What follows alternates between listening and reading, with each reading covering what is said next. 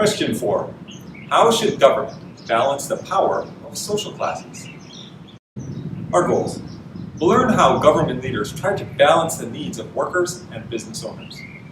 We'll explore progressive presidents and their ideas, including Theodore Roosevelt, William Taft, and Woodrow Wilson.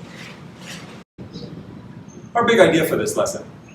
A series of progressive presidents in the first decades of the 1900s, beginning with Teddy Roosevelt, tried to balance the power of workers and owners and took trusts and monopolies to court.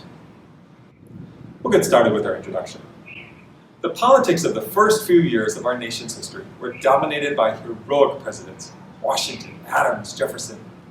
And as the years went on, other dynamic men had a tremendous effect on America: Jackson, Polk, Lincoln. Then after the Civil War, power moved to the Capitol building, and Congress set the nation's agenda. As the Industrial Revolution transformed American cities and the lives of workers, the White House did little to guide reform or protect Americans from corruption and mistreatment. That changed in 1901 when Theodore Roosevelt stepped into the Oval Office. He used his position to promote an active government that protected the interests of the people over big business. The progressive movement finally had an ally in the White House. The progressive lock on the presidency did not end with Theodore Roosevelt. His popularity secured the election in 1908 of his handpicked successor, William Howard Taft. And in 1912, a Democrat, Woodrow Wilson, was elected, but he too embraced much of the progressive agenda. The two halves of the Gilded Age give us a window into the role government has to play in balancing the interests of workers and owners. Before Roosevelt's presidency, government pursued policies that favored business and business boomed. Once the progressives moved into the White House, laws were passed that protected workers, and the wild growth slowed. What do you think? How should government balance the power of the social classes? Progressives in the White House. Theodore Roosevelt was born in 1858 to a wealthy New York banker and the daughter of a prosperous Georgia planter. He was anything but the model physical specimen. His eyesight was poor. He wore thick glasses his entire life. As a child, he was small and weak. He suffered from acute asthma, which contributed to his frailty. Taking his father's advice, he dedicated himself to physical fitness, without which he believed there could be no mental fitness. His hard work paid off, and as he entered Harvard with a muscular frame, his condition bothered him less and less. He met Alice Hathaway Lee. Although he believed her to be the most unobtainable woman around, he was determined to marry her. Again, he was successful, but his life with Alice was short-lived. In 1884, 4 years after his graduation, Alice delivered a daughter. Owing to complications, she died in childbirth on the very same day as the death of Roosevelt's mother. Devastated, he withdrew to North Dakota Territory, but could not live without the New York pace for long. Returning to New York in 1886, Roosevelt remarried and dedicated his life to public service. Theodore Roosevelt was never supposed to be president. Many in the Republican Party leadership saw him as a reckless cowboy, especially Senator Mark Hanna, President McKinley's campaign manager. As his popularity soared, he became more and more of a threat. His success with the Rough Riders in Cuba made him a war hero in the eyes of many Americans. Riding this wave, he was elected governor of New York. During the campaign of 1900, Hanna decided that nominating Roosevelt for the vice presidency would serve two purposes. First, his popularity would surely help President McKinley's reelection bid. Second, moving him to the vice presidency might decrease his power, since the Constitution gives very little authority to the vice president. Vice presidents had gone to the White House only if the sitting president died in office. The last vice president elected in his own right had been Martin Van Buren in 1837. Many conservative Republicans believed Roosevelt could do less harm as vice president than as governor of New York. McKinley and Roosevelt won the election, and all was proceeding according to plan until an assassin's bullet ended McKinley's life in September 1901. There had never been a president like him. At only 42 years old, Roosevelt was the youngest president ever. His energy was contagious, and the whole country was electrified by their new leader. Soon it was clear that a new type of president was in town. Since Lincoln's death in 1865, Congress seemed to be running the government, and big business seemed to be running Congress. Philosophically, Roosevelt was outraged by these realities. Although he himself hailed from the wealthy classes, he strongly believed that no individual, no matter how rich and powerful, should control the people's representatives. Furthermore, Roosevelt was convinced that if abuse of workers continued to go unchecked, a violent revolution would sweep the nation. An outspoken foe of socialism, Roosevelt believed that capitalism would be preserved with a little restraint and common sense. Within months, he began to wield his newfound power. Roosevelt changed the office in other important ways. He never went anywhere without his photographer. He wanted Americans to see a rough-and-tumble leader who was unafraid to get his hands dirty. He became the first president to travel out of the country while in office, and the first to win the Nobel Prize. Unlike his quieter predecessors, Roosevelt knew that if the Washington politicians resisted change, he would have to take his case to the people directly. He traveled often and spoke with confidence and enthusiasm. Americans received him warmly. The country was thirsting for leadership, and Roosevelt became a political and popular hero. Merchandise was sold in his likeness, paintings and lithographs created in his honor, and even a film was produced portraying him as a fairy tale hero. The White House was finally back in business. The Trust Buster. Roosevelt was one American who believed a revolution was coming. He believed Wall Street fanciers and powerful trust titans to be acting foolishly. While they were eating off fancy china on mahogany tables in marble dining rooms, the masses were roughing it. There seemed to be no limit to greed. If docking wages would increase profits, it was done. If higher railroad rates put more gold in their coffers, it was done. How much was enough? Roosevelt wondered.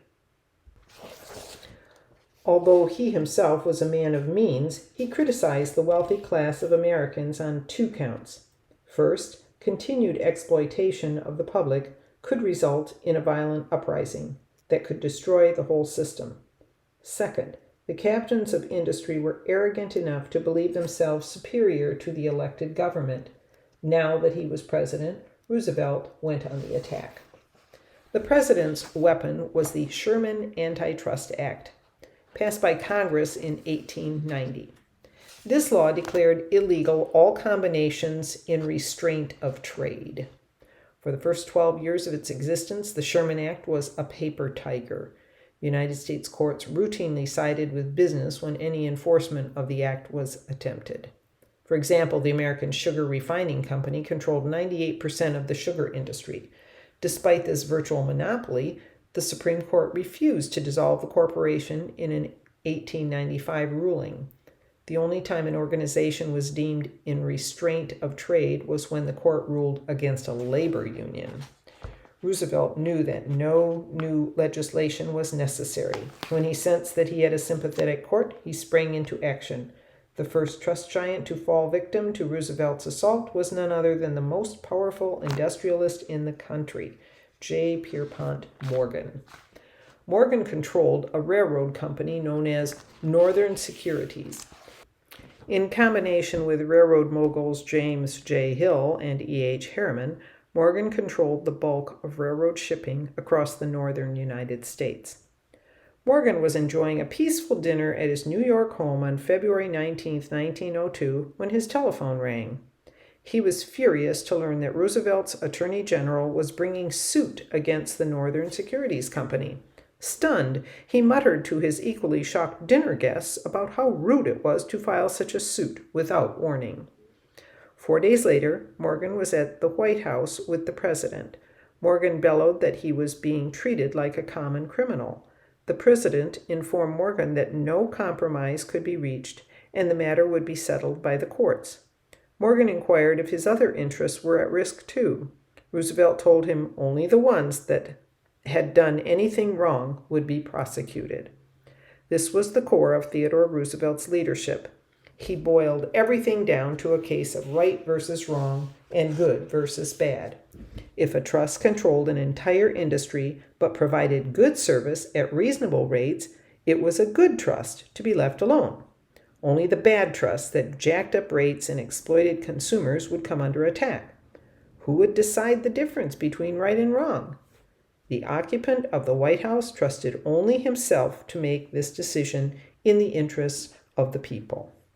The American public cheered Roosevelt's new offensive. The Supreme Court, in a narrow 5-4 decision, agreed and dissolved the Northern Securities Company. Roosevelt said confidently that no man, no matter how powerful, was above the law. As he landed blows on other bad trusts, his popularity grew and grew. He gained the nickname the Trust Buster.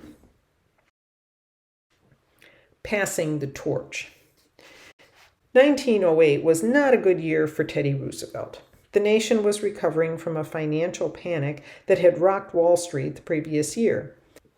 Many leading industrialists unjustly blamed the crisis on the president. The Congress that he had finessed in his early term was now dominated by conservative Republicans who took joy at blocking the president's initiatives. Now his time in the White House was coming to a close. He had promised not to seek a third term when he was elected in 1904. No prior president had ever broken the two-term tradition. Roosevelt would keep his word. He decided that if he could no longer serve as president, the next best option was to name a successor that would carry out his programs. He found the perfect candidate in William Howard Taft. Taft and Roosevelt were best friends. When Roosevelt was sworn in as chief executive, Taft was serving as governor of the Philippines. Roosevelt offered his friend a seat on the Supreme Court. But his work in the Philippines and the ambitions of Mrs. Taft propelled him to decline. In 1904, he became Secretary of War, and his friendship with Roosevelt grew stronger. By 1908, Roosevelt was convinced that Taft would be the ideal successor. His support steamrolled Taft to the Republican nomination, and the fall election against William Jennings Bryan proved to be a landslide victory. Upon leaving the White House, Roosevelt embarked on a worldwide tour, including an African safari and a sojourn through Europe. Taft was left to make his own mark on America. But he lacked the political skill of his predecessor to keep both the progressive and conservative wings of his party happy. He ended up alienating both sides. The defining moment came with the Payne-Aldrich tariff. Progressives hated the measure, which raised rates, and conservatives lauded it. Taft signed the bill, and his progressive supporters were furious. The rupture widened with the Ballinger-Pinchot controversy. Richard Ballinger was Taft's Secretary of the Interior. His appointment shocked Gifford Pinchot, the nation's chief forester and longtime companion of Theodore Roosevelt. Pinchot rightly saw that Ballinger was no friend to Roosevelt's conservation initiatives. When Pinchot publicly criticized Ballinger, Taft fired Pinchot, and progressives were again outraged. The two wings of the party were now firmly on a collision course. Despite criticism from progressive Republicans, Taft did support many of their goals. He broke twice as many trusts in his one term as Roosevelt had broken in his two. Taft limited the workday of federal employees to 8 hours and supported the 16th Amendment to the Constitution, which empowered the Congress to levy a federal income tax. He created a Children's Bureau and supported the 17th Amendment, which allowed for senators to be directly elected by the people instead of the state legislatures. Still, when Roosevelt returned to America, progressives pressed him to challenge Taft for the party leadership. As 1912 approached, the fight was on. The election of 1912. Politics can sometimes turn the best of friends into the worst of enemies. Such was the fate for the relationship between Theodore Roosevelt and William Howard Taft. Roosevelt's decision to challenge Taft for the Republican nomination in 1912 was most difficult. Historians disagree on his motives. Defenders of Roosevelt insist that Taft betrayed the progressive platform. When Roosevelt returned to the United States, he was pressured by thousands of progressives to lead them once more. Roosevelt believed that he could do a better job uniting the party than Taft. He felt a duty to the American people to run. When progressive members of the Republican Party accused the conservatives at the party convention in Chicago of tampering with the vote, they convened in Chicago's Orchestra Hall and formed the National Progressive Party. Later that summer, they nominated Roosevelt. Questioned by reporters, Roosevelt said he felt as strong as a bull moose, giving the party the nickname the Bull Moose Party. Critics of Roosevelt are not quite so kind. Roosevelt had a huge ego, and his lust for power could not keep him on the sidelines. He stabbed his friend in the back and overlooked the positive sides of Taft's presidency. Whatever the motive, the election of 1912 would begin with two prominent Republican candidates. The two former friends hurled insults at each other as the summer of 1912 drew near. Taft had the party leadership behind him, but Roosevelt had the people. Roosevelt spoke of a new nationalism, a broad plan of social reform for America. Rather than destroying every trust, Roosevelt supported the creation of a Federal Trade Commission to keep a watchful eye on unfair business practices. He proposed a minimum wage, a workers' compensation act, and a child labor law. He proposed a government pension for retirees and funds to assist Americans with health care costs. He supported the woman's suffrage amendment. The time of laissez-faire was over. The government must intervene to help its people, Roosevelt and his progressive followers argued. Taft and his supporters disagreed, and the battle was left for the voters to decide. Woodrow Wilson's New Freedom. Progressives did not come only in the Republican flavor. Thomas Woodrow Wilson also saw the need for change. Born in Stanton, Virginia, Wilson served as president of Princeton University and governor of New Jersey. He combined a Southern background with Northern sensibilities. His 1912 platform for change was called the New Freedom. Wilson was an admirer of Thomas Jefferson. The agrarian utopia of small, educated farmers envisioned by Jefferson struck a chord with Wilson. Of course, the advent of industry could not be denied, but a nation of small farmers and small business people seemed entirely possible. The New Freedom sought to achieve this vision by attacking what Wilson called the triple wall of privilege: the tariff, the banks, and the trusts. Tariffs protected the large industrialists at the expense of small farmers. Wilson signed the Underwood-Simmons Act into law in 1913, which reduced tariff rates. The banking system also pinched small farmers and entrepreneurs. The gold standard still made currency too tight, and loans were too expensive for the average American. Wilson signed the Federal Reserve Act, which made the nation's currency more flexible. Unlike Roosevelt, Wilson did not distinguish between good and bad trusts. Any trust, by virtue of its large size, was bad in Wilson's eyes. The Clayton Antitrust Act of 1914 clarified the Sherman Act by specifically naming certain business tactics illegal. This same act also exempted labor unions from antitrust suits and declared strikes, boycotts, and peaceful picketing legal. No longer could business owners use antitrust legislation against their workers. In 2 years, he successfully attacked each wall of privilege. Now his eyes turned to greater concerns, particularly the outbreak of the First World War in Europe. Appeasing the bull moose. When Wilson's first term expired, he felt he had to do more. The nation was on the brink of entering the First World War, bloodiest conflict in human history, and Wilson had definite ideas about how the post-war peace should look, but he would have to survive re-election first. As an appeal to the Roosevelt progressives, he began to sign many legislative measures suggested by the Bull Moose campaign. He approved of the creation of a Federal Trade Commission to act as a watchdog over business. A child labor bill and a workers' compensation act became law. Wilson agreed to limit the workday of interstate railroad workers to 8 hours. He signed a Federal Farm Loan Act to ease the pains of life on the farm. Progressive Republicans in the Congress were pleased by Wilson's conversion to their brand of progressivism, and the American people showed their approval by electing him to a second term. Conclusion. So clearly, government has tremendous power to tip the scales of power between the wealthy and the workers. In the 1800s, government usually intervened on behalf of business owners.